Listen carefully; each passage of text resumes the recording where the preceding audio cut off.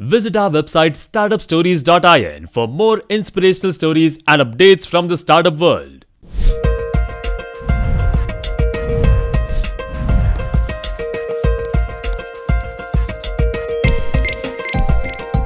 Startup Stories in association with Look.in. Few are those companies who blow you away and make you wonder how a business can be so cool and so awesome. We had Facebook, Apple and Tesla, and then we had a company whose sole intention was to make transport easy and efficient. Well, traveling within the world's busiest cities is always a hassle to those of us who do not own a vehicle of our own. Public transport is often unsuitable in terms of comfort and privacy and is quite cumbersome too.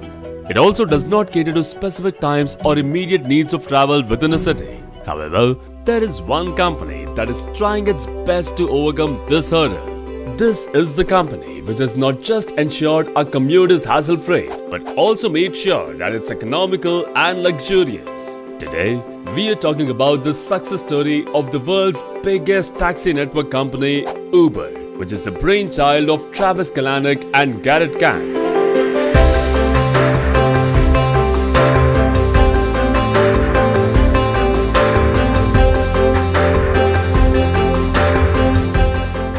The story of Uber takes us back to 2008 when Travis and Camp were attending Lee Web conference in Paris. Travis and Camp, like old pals, were complaining about the many crappy things we all have to deal with in life, including finding a cab when we are packed with luggage under the rain and no taxi seems to pass by. Well, it seemed like the Eiffel Tower or Paris's finest restaurants were not enough to distract them from a brilliant idea trapped under the grey clouds, because the next thing you know, these two Uber kids were already brainstorming and thinking about ways to solve this global issue of finding cars at the right time and the right place. After the conference, the entrepreneurs went their separate ways, but Camp returned to San Francisco and he continued to be fixated with the idea and bought the domain name ubercab.com. Till 2009, Garrett Camp was still the CEO of StumbleUpon, but he began working on a prototype for UberCab as a side project. Garrett took the lead and went on playing around with a couple of ideas, prototyping several solutions and engineering a mobile app for the iPhone that would revolutionize the very idea of getting around.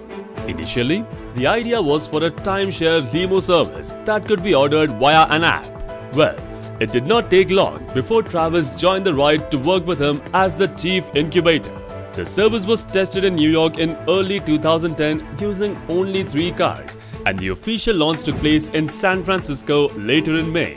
Ryan Graves, who was Uber's general manager and an important figure in the early stages of the company, became CEO of Uber in August 2010. However, later in December 2010, Travis Kalanick took over as the CEO, while Ryan assumed the role of COO and a board member. Well, with just a few cars and even fewer people knowing about the startup at the time, Uber still went on to be a big hit. Soon after, San Francisco joined in to host Uber, and since then, there is no stopping to this magnificent idea, as it has just been growing exponentially till date. The ease and simplicity of booking a car ride fueled the app's rising popularity. With the tap of a button, a ride could be ordered and GPS would automatically identify your location, which would be conveyed to the driver through the app. This system was widely accepted by people, and later, more number of people started using Uber. Later, in October of 2010, the company received its first major funding of $1.25 million, led by First Round Capital. However, their happiness was short-lived, as in the same month, the company received a cease and desist order from the San Francisco Municipal Transportation Agency. One of the main issues cited was the use of the word cab in UberCab's name. However, even with the lawsuit going, Travis was ready to fight back. He did not shut the business down and kept the cars rolling. All he did was he dropped the word cab from the company name and renamed it to just Uber. He later bought Uber.com domain name from Universal Music Group, and next, he went to meet the city's municipal transportation agency and explained that Uber was not a taxi company. Instead, they were a portal offering technology service to independent drivers. Coming out with a clean sheet, Uber began its widespread expansion using various ways, mediums, and strategies. One of their strategies was surge pricing policy, which meant to lower the prices when the demand is low and increase it when the demand goes high. This is the very scheme used by airlines and hotels. However, this strategy received immense criticism from every angle. But Travis, being the rebel entrepreneur, he laughed it off and did not care much for it.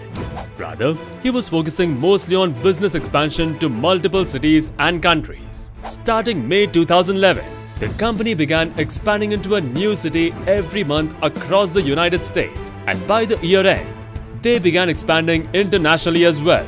The first foreign country where Uber was launched was France, where they launched their service in Paris. And around the same time, it also closed a $32 million Series B funding round led by Menlo Ventures, Amazon's Jeff Bezos, and Goldman Sachs. After almost 2 years of branching out its services to more cities and incrementing a series of new campaigns and projects, the company launched its services in India and Africa.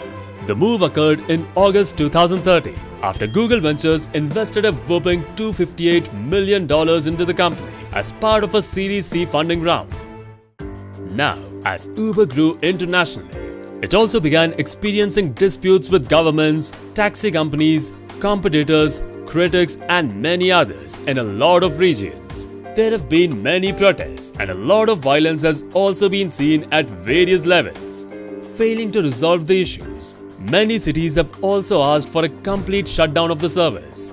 But Travis, being the new and improvised version of him, he successfully managed to make his way whenever there was an obstacle, using his mastermind tricks and strategies. He hired former Barack Obama campaign manager David as a lobbyist to mobilize public support for the service. He also launched Uber Chopper, Uber Pool, Uber Rush, Uber Essentials, and Uber Fresh in different cities of the world. Well, Travis did create his own path to fight the competitors and enemies and to bring the company to where it is today. Uber's disruptive technology, explosive growth, and constant controversy make it one of the most fascinating companies to emerge over the past decade. The 8-year-old company has rocketed to become the highest valued private startup company in the world, valued by investors at $69 billion. It exceeds the market cap of giant companies like General Motors, Ford Motor Company, and Tesla. Today, Travis Kalanick has single-handedly managed to royally grow his business empire by negotiating with the government, the regulators, and by defeating his competitors in almost every country that Uber operates in. Startup Stories congratulates Travis Kalanick and Uber for their phenomenal growth. We truly wish it keeps growing exponentially with time. Thank you so much everyone for suggesting us to bring Uber and Travis Kalanick's success story. We hope you liked it. Do let us know whose story do you want to see next in the comment section below, and we'll soon have it uploaded on this channel. For more inspirational stories and updates from the startup world, visit our website startupstories.in. Till then, stay motivated.